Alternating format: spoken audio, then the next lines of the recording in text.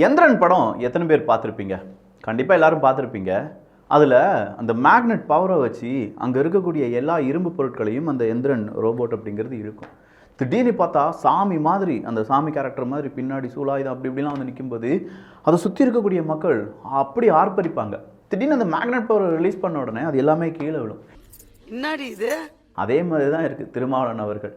மதுவிலக்குக்காக நாங்கள் ஒரு மாநாடு நடத்த போகிறோம் அப்படின்னு சொன்னவர் பெரிய ஹை ரேஞ்சில் இருந்தார்.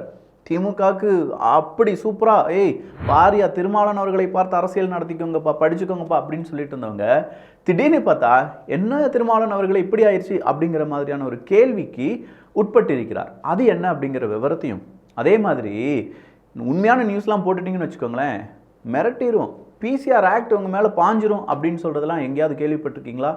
கேள்விப்படுங்க. அதுவும் நம்ம ஊரில் தமிழ்நாட்டில் தான் நடந்துகிட்ருக்கு. அதெல்லாம் மீடியாக்கள் பெருசாக காண்பிக்காது. ஆனால் மீடியாவை பற்றி அதிகமாக நம்ம கேள்வி கேட்டிருக்கோம். உண்மையிலேயே தமிழ் பட்சம், வியூகம், அரசியல் சதுரங்கத்தில் மீடியாவை ஏன் இதெல்லாம் கேள்வி கேட்க மாட்டேங்கிங்க அப்படின்னு கேட்ட நாம், இந்த மீடியா கேள்வி கேட்குதியா, கண்டிப்பாக அவங்களுக்கு ஒரு பிரச்சனை நாம் வந்து நிற்கணும் அப்படின்னு சொல்கிறதும் இதே நம்ம தான். அந்த மீடியா பர்சனுக்கு நம்ம பெரிய ஒரு சல்யூட் கொடுக்கணும்.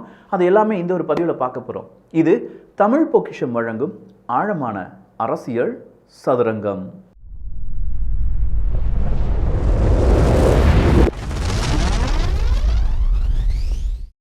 டாப்பிக்குள்ளே போகிறதுக்கு முன்னாடி அட்வர்டைஸ்மெண்ட்லாம் கிடையாதுங்க, பயந்துடாதீங்க. எப்போ பார்த்தாலும் அட்வர்டைஸ்மெண்ட்டாக போட்டுட்ருக்கானே. ஒரு விஷயத்தை மட்டும் சொல்லிக்கிறேன் சார், அடிமைக்கும் கொத்தடிமைக்கும் நிறைய வித்தியாசம் இருக்குது. அடிமைக்காவது நான் அடிமையாக இருக்கேன், நமக்கு என்னைக்காவது ஒரு நாள் சுதந்திரம் கிடைக்கும் அப்படின்னு சொல்லி ஒரு மனசில் ஒரு எண்ணம் இருக்கும். ஆனால் கொத்தடிமைகளுக்கு அதெல்லாம் இல்லை, நான் இப்படியே இருந்தால் போதும், என் வாழ்க்கை நல்லா இருக்கு, அடுத்த வாழ்க்கை எப்படி போனாலும் பரவாயில்லை, ஆனால் அடிமை அது இன்னும் அடிமையாக இருந்தாலும் எனக்கு பரவாயில்லை அப்படின்னு நினைக்கிறவங்க தான் கொத்தடிமைகள் அப்படின்னு சொல்லுவாங்க. அவங்களால ஒரு புழுப்பூச்சி மாதிரி அது வந்து ரத்தத்தை உரியக்கூடிய, பிற ரத்தத்தை உரியும், ஆனால் அவனுடைய முதலாளி ரத்தத்தை துளியும் டேஸ்ட் கூட பார்த்துடக்கூடாது அப்படின்னு நினைக்கக்கூடிய ஆட்கள் அந்த கொத்தடிமைகள் அப்படின்னு சொல்கிறாங்க. ஸோ ஏன் இந்த எக்ஸ்ப்ளனேஷன் இங்கே கொடுக்குறேன் அப்படின்னு சொன்னால், அது சும்மா ஒரு ஜஸ்ட் ஒரு ஃபேக்ட்ஸுக்காக மட்டும்தான். நான் இப்போ சொல்ல போகிறதுக்கும் இந்த கொத்தடிமைக்கும் எந்த விதமான சம்மந்தமும் கிடையாது. தயவு செஞ்சு அதை உள்ளக்க இன்டர்ஃபியர் பண்ணிடாதீங்க. இப்போ நான் சொல்ல வேண்டிய மதுவிலக்கு முத்துசாமி அவர்களுக்கு திருமாவளவன் அவர்கள் நன்றி. படிப்படியாக மதுவிலக்கை நடைமுறைப்படுத்துவோம். மறுக்கா சொல்லு, படிப்படியாக மதுவிலக்கை நடைமுறைப்படுத்துவோம். மறுக்கா சொல்லு, படிப்படியாக மதுவிலக்கை நடைமுறைப்படுத்துவோம் என அமைச்சர் முத்துசாமி அறிவித்திருப்பது நம்பிக்கையும் மகிழ்ச்சியும் அளித்திருக்கிறது. அமைச்சர் முத்துசாமிக்கு மனமார்ந்த நன்றிகள் அப்படின்னு சொல்லி தலைவர் திருமாவளவன் அவர்கள் சொல்லியிருக்காங்க. படிப்படியாக மதுவிலக்கை அமல்படுத்துவோம் அப்படின்னு சொன்ன முத்துசாமி அவர்களுக்கு நன்றி. முத்துசாமி அவர்கள் அங்கே இருக்கட்டும், அதுக்கு பதிலாக கொஞ்சம் பேர் இந்த மீடியாக்கள் இருந்து போனவங்க தான், அந்த கொத்தடிமைன்னு சொன்னவங்களுக்கு இவங்களுக்கும் சம்மந்தமே கிடையாது, இதை போய் நான் அதை தான் சொன்னேன்னு சொல்லிடாதீங்க. டாஸ்மாக் நிறுவன சீர்கேடுகளை ஒழுங்குபடுத்துவதும், முறையாக ரசீது வழங்குவதும், 10 ரூபாய் எக்ஸ்ட்ரா வாங்காமல் முறையாக ரசீது வழங்குவதும், வழங்கப்படும் மதுவின் தரத்தை சரி செய்வதும் தான் அரசியல் கட்சிகளுடைய முதன்மையாக நோக்கமாக இருக்க வேண்டும். எங்க மதுவின் தரத்தை சரி செஞ்சு மக்களுக்கு சரியான ரசீது கொடுத்து மதுவை நல்லா குடிங்க, நல்ல மதுவை நல்லா குடிங்க, இதெல்லாம் பூரணமாக நல்ல மதுவிலக்கு கிடையாது, பூரணமாக நல்ல மது, நல்ல கிக்கு ஏறும், இதெல்லாம் தரம் பார்க்கிற வேலை தான் யார் செய்யணுமா? அரசாங்கம் செய்யணுமா? மாறாக மதுவிலக்கு, அதுவும் பூரண முழு மதுவிலக்கு, மது ஒழிப்பு என்பதெல்லாம் நடைமுறைக்கு ஒத்து வராத முயற்சிகள். சங்க காலத்தில் ஔவையாரும் மன்னர் அதியமானும் அவையில் ஒன்றாக அமர்ந்து கல்லருந்தினார்கள் என புறநானூற்றில் பெருமையாக பாடிவிட்டு 2024 பூரண மதுவிலக்கு கேட்பதென்பது வாக்கரசியலுக்கு மட்டுமல்ல, தத்துவார்த்த அரசியலுக்கும் ஒவ்வாத வாதம் அப்படின்னு சொல்லியிருக்காரு நெல்சன் அவர்கள். நெல்சன் நீ எங்க இங்க அப்படின்னு சொன்ன மாதிரி, இவர் யாருன்னு கேட்டால் அவருக்கு அறிமுகம்லாம் தேவையில்லை. அவரை அறிமுகப்படுத்தி நான் விரும்பலைன்னு வச்சுக்கோங்களேன். அவருக்கு கீழே வந்திருக்கக்கூடிய கமெண்ட்ஸ் கொஞ்சம் இருக்குல்ல, அதுவும் காளின்னு ஒருத்தர் இருக்காருங்க, எங்கே பார்த்தாலும் அவரை பார்க்கலாம்.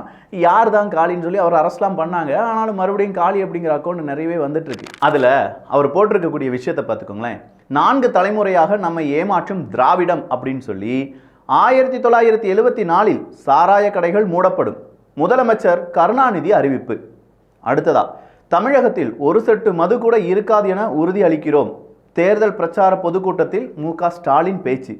திமுக ஆட்சிக்கு வந்தவுடன் டாஸ்மாக் கடைகள் மூடப்படும், உதயநிதி ஸ்டாலின் அவர்கள் பேச்சு. அடுத்தா கருணாநிதி அவர்கள்ட்ட இதே மாதிரி இன்னொரு நிருபர் ஒருத்தர் கேள்வி கேட்டிருப்பார். அவரும் இப்போ யாருன்னு அவங்களுக்கு தெரிஞ்சிருக்கும். அவர் என்ன கேட்குறாருன்னா, இந்த மதுவிலக்கெல்லாம் சாத்தியப்படுமா? உங்கள் அமைச்சர்களே நிறைய பேர் இதெல்லாம் என்ன சாப்பிட்டுட்டு இருக்காங்க, செஞ்சுட்டு இருக்காங்க, உருவாக்கிட்டு இருக்காங்க, ஸோ நீங்கள் எப்படி அதை மூடுவீங்க அப்படின்னு கேட்டதுக்கு, அது கற்பனை, அந்த கற்பனை உண்மையாகும் பட்சத்தில் அப்படி ஏதாவது உண்மை இருந்தது என்றால் நிச்சயமாக மூடப்படும், அதில் எந்தவித மாற்று கருத்தும் கிடையாது அப்படின்னு சொல்லி கருணாநிதி அவர்கள் சொல்லியிருப்பதும் இங்கே வீடியோ எவிடன்ஸாக நம்ம இங்கே சேர்த்திருக்கோம். திமுக தொடர்புடையவர்களும் மது ஆலைகளை நடத்துறாங்கன்றதான் எதிர்க்கட்சிகள் மொத்த பேரும் குற்றம் சாட்டுறாங்க. அவர்கள் யாரும் இருப்பதாக சொல்வது கற்பனை. அப்படியே சொல்வது கற்பனை உண்மையானால் திமுக ஆட்சி வந்தவுடன் அவைகளெல்லாம் ஒழிக்கப்படும். தமிழ்நாட்டில் இருக்கக்கூடிய அத்தனை குடும்பங்களும் அழிந்து கொண்டிருக்கிறது, வாழ முடியவில்லை.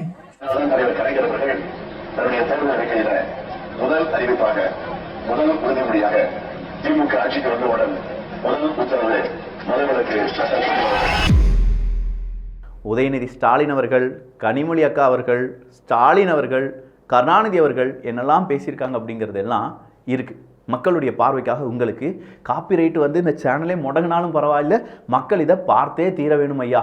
எவ்வளோ நாளைக்கு தாயா இப்படி போட்டு நீங்கள் எங்களை ஏமாற்றுவீங்க? இதுக்கு முட்டு கொடுக்கறதுக்கு முட்டு பாய்ஸ் நெல்சன் போன்ற நபர்கள் அவர் என்ன சொல்லியிருக்காருன்னா, ஒவ்வாது அதெல்லாம் சரி வராது, பூரண மதுவிலக்கு. அப்போ ஏன் உங்களுடைய தலைவர்கள் சொன்னாங்க? ஏன் மக்களை முட்டாளாக்குறீங்க? ஏன் மக்களுக்குன்னு ஒரு வாக்குறுதியை கொடுத்துட்டு அதை முடியாதுன்னு சொல்கிறீங்க? பூரண மதுவிலக்கை ஒவ்வொன்றாக அமல்படுத்துவோம் அப்படின்னு சொல்கிறது காலங்காலமாக இதே தானே சொல்லிட்டு இருக்கீங்க. மண்டையை கழுவுறீங்களா? என்ன பிலிம் காட்டுறீங்களா? பிலிமு அப்படிங்கிற மாதிரி இருக்குது. மக்கள் இதெல்லாம் யோசிக்கவே மாட்டிங்களாயா? எவ்வளோ பேர் நம்மளை ஏமாற்றிட்டு இருக்காங்கன்னு தெரியுதா?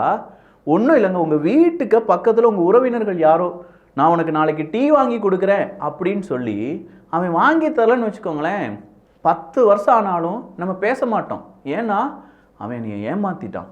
டீ வாங்கி தரேன்னு சொல்லி எனக்கு டீ வாங்கி தரல, ஒரு வார்த்தை, சின்ன ஒரு வார்த்தை நம்ம நம்பிக்கை துரோகம் செஞ்சுட்டாங்க அப்படின்னு சொல்லி நம்ம உறவுகள் கூட பேசாமல் இருக்கோம். ஆனால் ஒவ்வொரு எலெக்ஷன்லையும் நம்மளை நம்பிக்கை துரோகம் செஞ்சு நம்ம முதுகுல குத்தி நம்முடைய வரிப்பணத்தை ரத்தமாக உறிஞ்சி அதில் ஊழல் செஞ்சு உல்லாசமாக இருக்கக்கூடிய இந்த மாதிரியான அரசியல் வியாதிகளை கேள்வியே கேட்க மாட்டோம். கேட்டால் கேள்வி கேட்க மாட்டோம்னு நினைக்கிறோமே, சொல்கிறோமே, நாங்கள் கேள்வியே கேட்க மாட்டோம், எங்களுக்கு அதில் எந்த விதமான கூசலும் பூசலும் இல்லை அப்படின்னு சொல்லக்கூடிய நபர்களை வைத்து அரசியலில் ஒரு மாற்றம் வரும் அப்படின்னு சொல்கிறது வெறும் ஏமாற்றம் மட்டும்தானோ விக்கி? என்னுடைய மனசாட்சி எனக்கு கேள்வியை கேட்குது. சரி, இந்த பூரண மதுவிலக்கு என்னையா இது? நடக்குமா நடக்காதா? நீங்கள் அறிவிக்கிறீங்க அவர் முழுசாக செய்யப்படும் அப்படின்னு சொல்கிறாரு. 20 வருஷத்துக்கு முன்னாடி 1974 இதை தான் சொல்லிட்டு இருக்கீங்க அப்படின்னு சொல்லும்போது வாய்ப்பு இல்லை ராஜா, வாய்ப்பு இல்லைன்னு சொல்லிட்டு போயிட வேண்டியதானே. அதெல்லாம் விடுங்க. ஒரு டிவி சேனல், ஒரு ஊடகம், அது செய்தி ஊடகம்னு வச்சுக்கோங்க, ஆதி திராவிடர் மாணவர் விடுதி, ஆதி திராவிடர் மாணவர்கள் விடுதி அப்படின்னே சொல்லும்போது அவங்களுக்கு எவ்வளவு அநீதிகள் விளைக்கப்பட்டிருக்கின்றன. அந்த அநீதிகள்லேருந்து இப்போ தான் முதல் தலைமுறை பட்டதாரிகள் அப்படிங்கிறதெல்லாம் வந்துட்டு இருக்காங்க. அவங்களுக்காக தான் சமூக நீதி அப்படிங்கிற கோட்பாடு, அவங்களுக்காக தான் நம்ம மிகப்பெரிய அளவில் என்ன செஞ்சுட்டு இருக்கோம், மிக நிறைய நிதி அப்படிங்கிறதோ இல்லாட்டி அவங்களுக்கு ஒதுக்கீடு அப்படிங்கிறது இது எல்லாமே கொடுத்துட்ருக்கோம். அப்படிப்பட்டவங்களுக்காக அரசாங்கம் நிறைய செலவு செய்து அந்த செலவுகள் அவங்களுக்கான விடுதி எல்லாமே கட்டி கொடுக்கப்படுகின்றன. அந்த விடுதியில் இருக்கக்கூடிய அவலங்களை ஒரு நியூஸ் மீடியா ஓப்பனாக வந்து சொல்கிறாங்கங்க. ஓப்பனாக சொல்கிறது மட்டும் இல்லை, விஷுவலாக காண்பிக்கிறாங்க. டாய்லெட் ஃபெசிலிட்டி சரியில்லை, தண்ணி சுத்தமாக இல்லை, வாட்டர் கேன் வாங்கி 30 ரூபாய்க்கு அவங்க தான், அந்த மாணவர்கள் தான் வாங்கி குடிக்கிறாங்க. அவங்களுக்கு தேவையான பணம் கிடைக்கிறது கிடையாது. அரசாங்கத்துக்கு கொடுக்கக்கூடிய எந்த விதமான மானியமும் அந்த மாணவர்களுக்கு கிடைக்காதனால நைட் ஷிஃப்ட்லேருந்து வேலை பார்த்து காலேஜெல்லாம் மிஸ் பண்ணுறாங்க. புழு நெழியக்கூடிய சாப்பாடை சாப்பிட்றாங்க. ஒரு குட்டி ரூமில் 8க்கு 8 ரூமில் 10 பேரை படுக்க வைக்கிறாங்க. அங்கே அவங்களுடைய மெத்தைகள் பார்த்தீங்கன்னா 2-3 பிரிக்ஸ் இருக்குது, அதுக்கு மேலே பலகைகளை போட்டு அதுதான் என்னுடைய கட்டல் அப்படின்னு சொல்லி படுக்கிறாங்க. இந்த மாதிரியான விஷயங்களை காண்பிக்கக்கூடிய ஒரு ஊடகம், இதை தான் ஒரு ஊடகம் காண்பிக்க வேண்டும். ஹேட்ஸ் ஆஃப், சூப்பர், இதுதான் மாற்றம். ஆனால் அந்த ஊடகத்தை ஒருத்தர் மிரட்டுறார். யார்? இதே வெற்றி செல்வன் அப்படின்னு சொல்கிற ஒருத்தர்.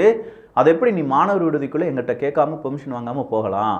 அப்படி போனனால அவங்க மேலே பிசிஆர் ஆக்டை நாங்கள் போட்டுருவோம், SC ST அந்த என்னையா எதுக்கு எடுத்தாலும். இந்த சில பெண்கள் இருக்காங்க, சில பெண்கள் கணவன் ஏதாவது ஏமா சாப்பாடு சரியில்லை வரதட்சணை கேஸை போட்டுருவேன் ஆமா அப்படின்னு சொல்கிற பெண்கள் இருக்காங்க. அதே மாதிரி நம்ம ஏதாவது இப்போ நல்லது ஆதி திராவிடர்களுக்கு நல்லது தான் செய்கிறதுக்கு அந்த நியூஸ் மீடியா சில விஷயங்களை காண்பித்திருக்கிறது, அவங்க மேலேயே SC ST ஆக்டை போட்டுருவோன்னு சொல்கிறாங்க. பாருங்க, எவ்வளோ பெரிய வன்மம் நிறைந்த ஆட்சியாளர்கள் அங்கே இருக்கக்கூடிய அரசாங்க அதிகாரிகளாக இருப்பாங்க. அதை அப்படியே வீடியோவாக எடுத்து அதையும் ரிலீஸ் பண்ணிட்டாங்க. சார், இதெல்லாம் நடக்கிறது நம்ம தமிழ்நாட்டில் தான் சார். இதை விட இன்னொரு கொடுமை, 100 கிராம் எடை அதிகமாயிருச்சு அப்படின்னு சொல்லி வினோத் போகத் அவர்கள் நம்ம ஒலிம்பிக்கில் விளையாட முடியாத ஒரு நிலைமை, மெடல் போயிருச்சு அப்படின்னு சொல்லக்கூடிய நிலைமையில் ஐயோயோ பாருங்க, நம்ம இந்திய அரசாங்கம் வெறும் மோசமான அரசாங்கம்ப்பா, எந்த விதத்திலையும் எதுவுமே சொல்ல மாட்டாங்க, செய்ய மாட்டாங்க அப்படின்னு சொல்லி கதர்னவங்க 40 கிலோகிராம் எடை இருந்தால் தான் சிலம்பாட்டம் ஆட முடியும் அப்படின்னு சொல்லி திடீர்னு வந்து எங்களுக்கு ஒரு கண்டிஷனை வைக்கிறாங்க. 500 குழந்தைகள் முதலமைச்சர் கோப்பை அந்த ஒரு விளையாட்டு போட்டி நடந்துட்டு இருக்கு. மாவட்ட அளவிலான அந்த விளையாட்டு போட்டியில் எந்த விதமான இன்ஃபர்மேஷனும் கொடுக்கப்படாமல் ரெஜிஸ்டர் பண்ணும்போது ஒரு ஓடிபி வரணும். சரியாக ஓடிபி கூட வராததுனால ஆதார் கார்டோடி வாங்க அப்படின்னு சொல்லி அழைத்திருக்கிறார்கள். ஒரு 300-400 குழந்தைகள் அங்கே போய் நிற்கிறாங்க. இவ்வளோ பேர் வந்துட்டாங்களே, இவங்களை எப்படி விளையாட வைக்கிறது?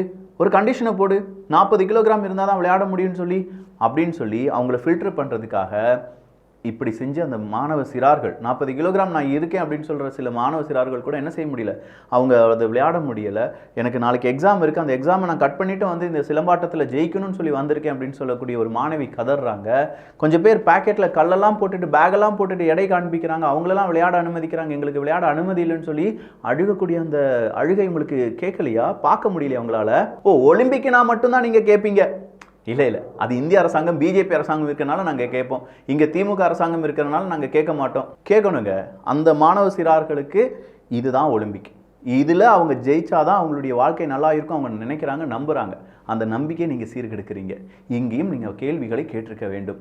இவ்வளவு அநீதி நடந்துட்டுருக்கு, மௌனமாக மிச்சர் சாப்பிட்டுட்டு இருக்கிறது நாமும் என்றால் இந்த சொசைட்டியை மாற்றவே முடியாது.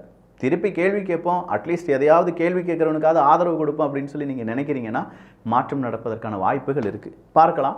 நல்லதை பகிர்ந்து நல்ல சமுதாயத்தை உருவாக்குவோம். நன்றி, வணக்கம்.